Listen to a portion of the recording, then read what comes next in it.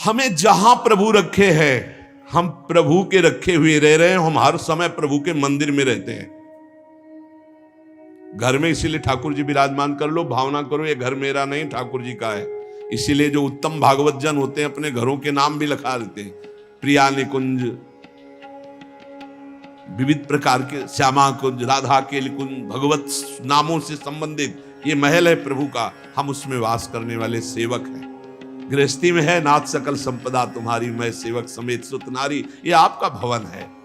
हम जहां भी रह रहे हैं प्रभु के रखे रख रहे हैं, जहां भी रह रहे हैं प्रभु के मंदिर में रह रहे हैं, प्रभु के दरबार में रह रहे हैं, प्रभु के साथ रह रहे हैं हर समय। दूसरा सूत्र, क्योंकि कोई जगह ऐसी नहीं प्रभु ना हो, तो हम जहां हैं वहां हमारे प्रभु हमारे साथ है। नाम बाणी जहां श्याम श्यामा तहां। तीसरा यहां ध्यान रखना है, जब हम प्रभु को समर्पित हो जाते हैं तो हमसे पाप कर्म नहीं होते।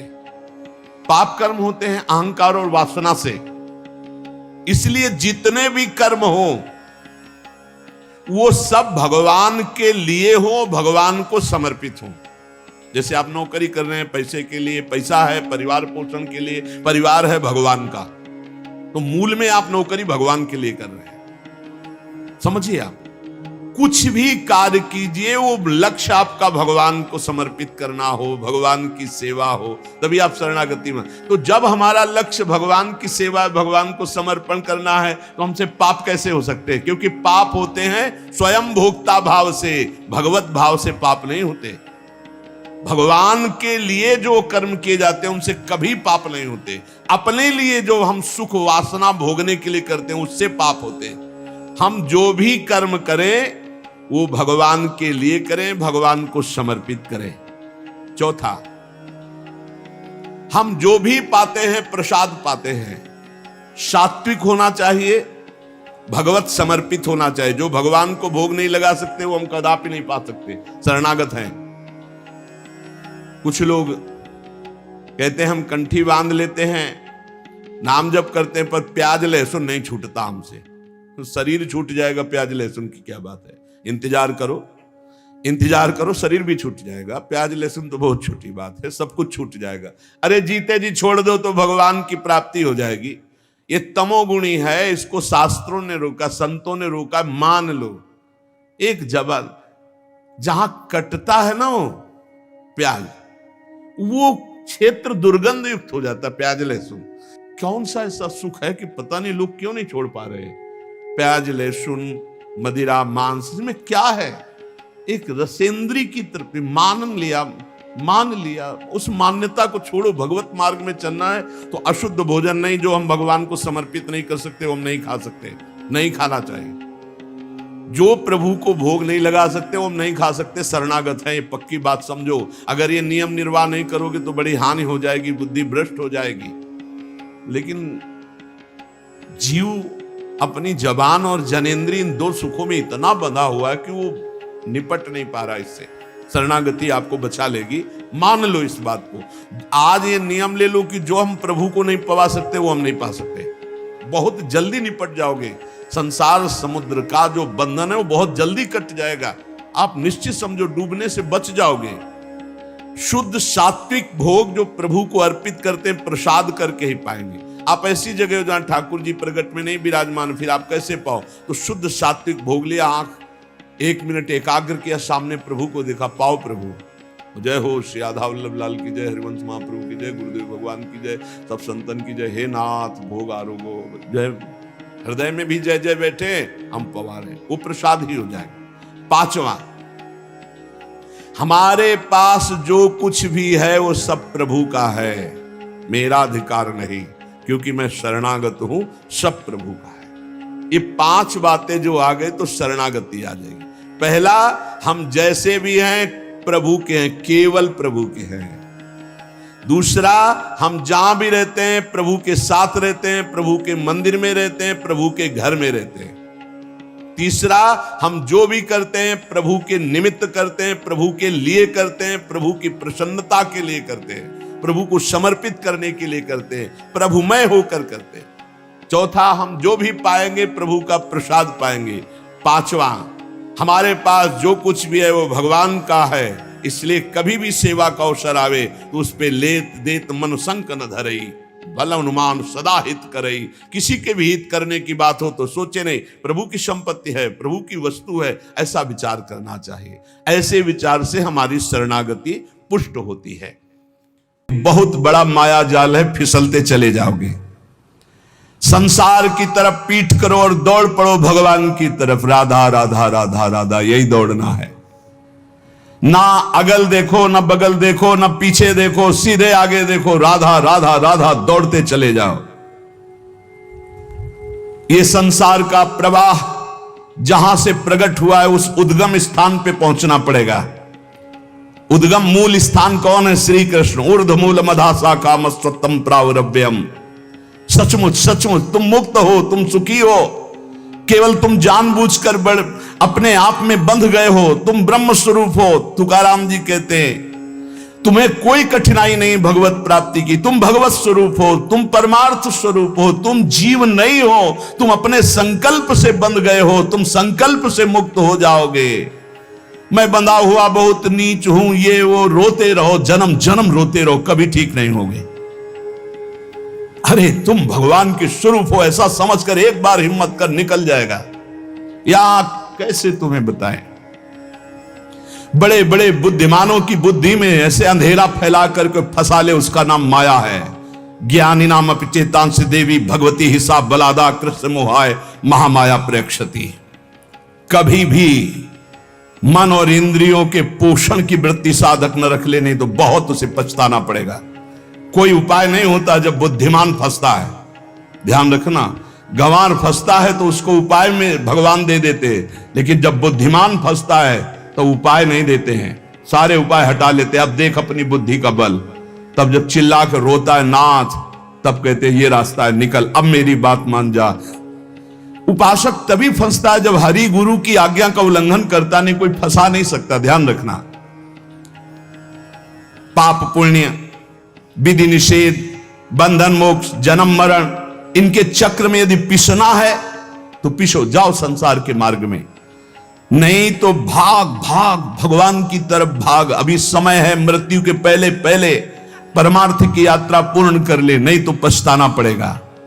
जैसे तोता अपने पैरों को ढीला कर दे, छोड़ दे तो उड़ जाए, वो नलिनी में जो फंसा हुआ है। बंदर चने छुहारे का लोभ छोड़ दे तो सुराही से हाथ निकल जाए, ऐसे ही यदि तू भोगों का लोभ छोड़ दे तो शरीर से मुक्त हो जाए, तोते की तरह तू उड़ जाएगा। अहम और मम ये दो हैं जो तुझे बांधे हुए हैं।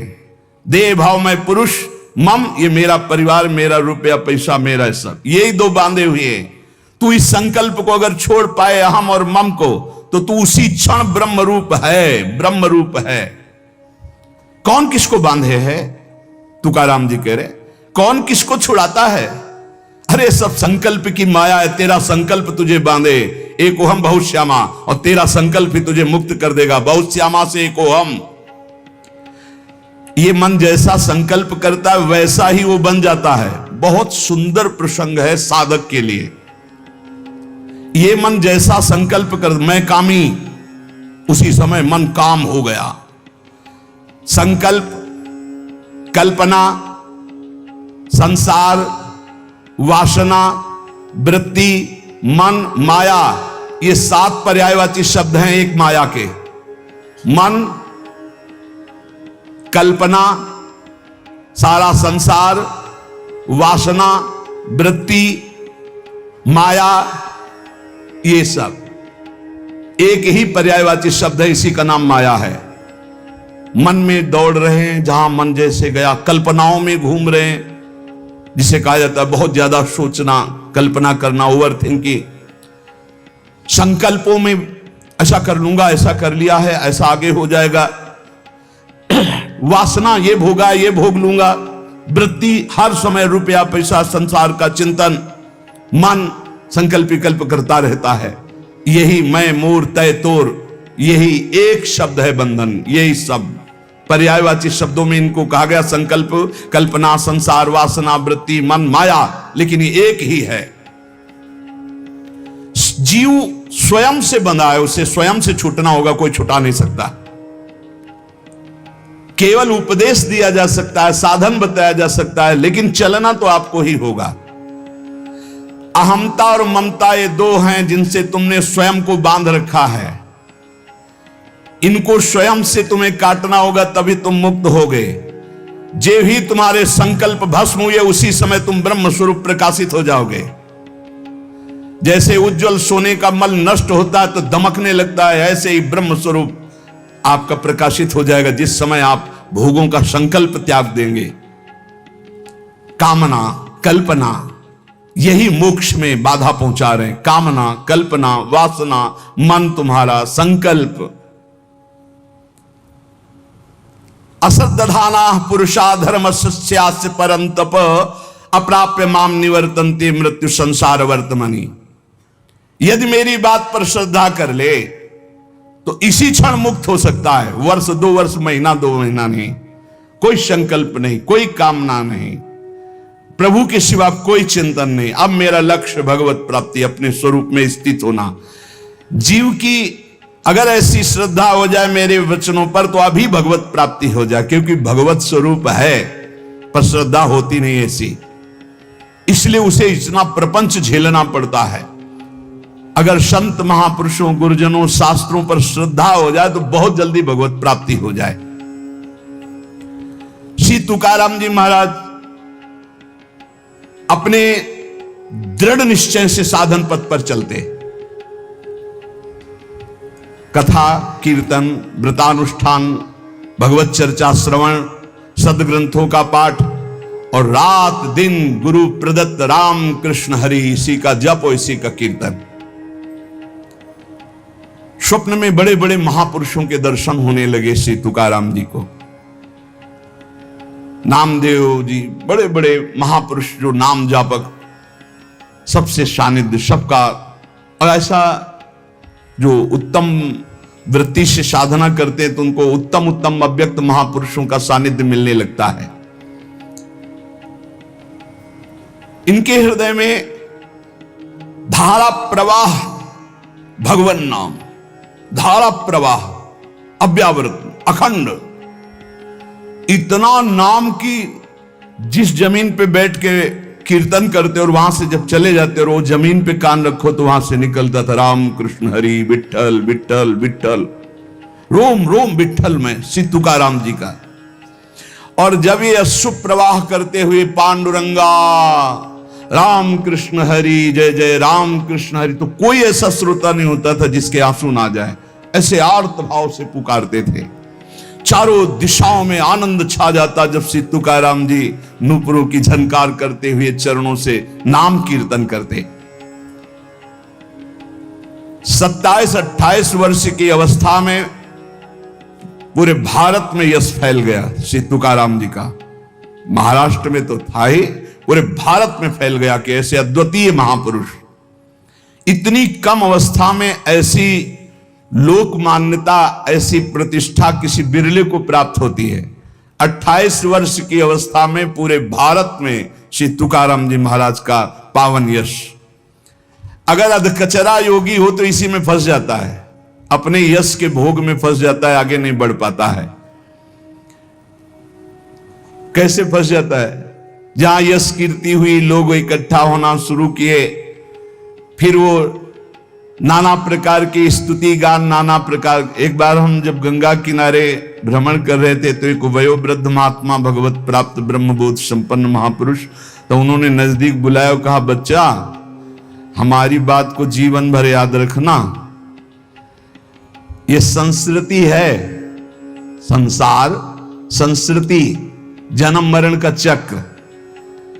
जब तुम्हारा भजन बनेगा तो तुम्हें सरकार कहेंगे, भगवान कहेंगे, भगवान और सरकार कह के सरका देंगे भगवान से। बचना भगवान कहलाने से और बचना सरकार कहलाने से। निरंतर भगवदाकार वृत्ति की आशा करो कि हमारी वृत्ति भगवदाकार रहे। तो यहां श्री तुकाराम जी कह रहे, प्रायः जब यश प्रकट होता है सच्चे उपासक का पूर्व पुण्य या इस जन्म के भजन के प्रताप से, तो उसी का वो भोग करके संतुष्ट हो जाता है। बहुत ही यश कीर्ति है, बस उसकी साधना फिर जो आंतरिक थी वो शिथिल होने लगती है। लोग स्तुति गान करने लगते हैं तो ये 5 उसे फंसा लेते हैं, शब्द, स्पर्श, रूप, रस, गंध। श्री तुकाराम जी कहते कैसे, अब शब्द फंसाते हैं उसे। पहला शब्द है ना, शब्द, स्पर्श, रूप, रस, गंध, तो शब्द फंसाते हैं। माया के द्वारा भेजे हुए लोग आने लगते हैं, माया के द्वारा। भगवान के द्वारा क्यों नहीं कहते? क्योंकि भगवान के द्वारा प्रेमी भक्तों का मिलन होता है, मायावियों का नहीं। माया के द्वारा भेजे लोग आने लगते हैं और वो स्तुति गान करने लगते हैं। आपका तो अवतार हुआ है मेरे उद्धार के लिए, आप तो साक्षात स्वयंभू भगवान हैं, न जाने क्या क्या, न जाने क्या। प्रणाम है उनके वचन को, उनकी श्रद्धा को, लेकिन तुम क्या हो, ये बात तुम्हें ध्यान नहीं भूलना चाहिए, ये ध्यान रखना चाहिए।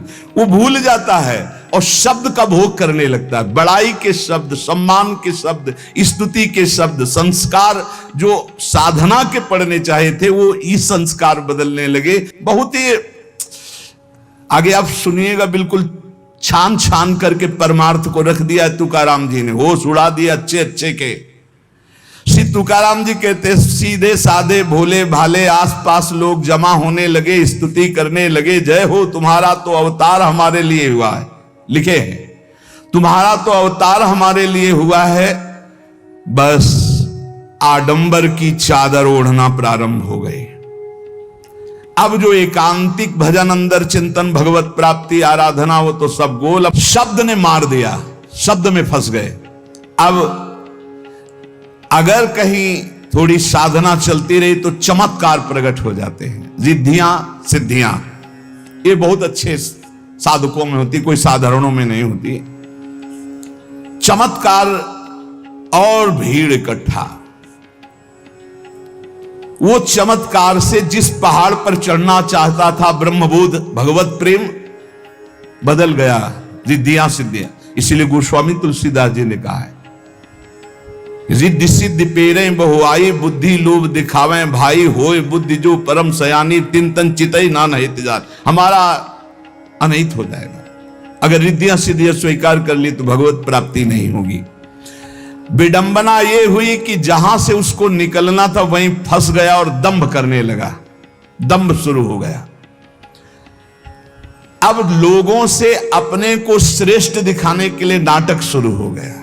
एकांत में चाहे 5 मिनट आंख मूंद के ना बैठते हो, लेकिन जब सामने तो फिर आंख मूंद के बैठे, ध्यान।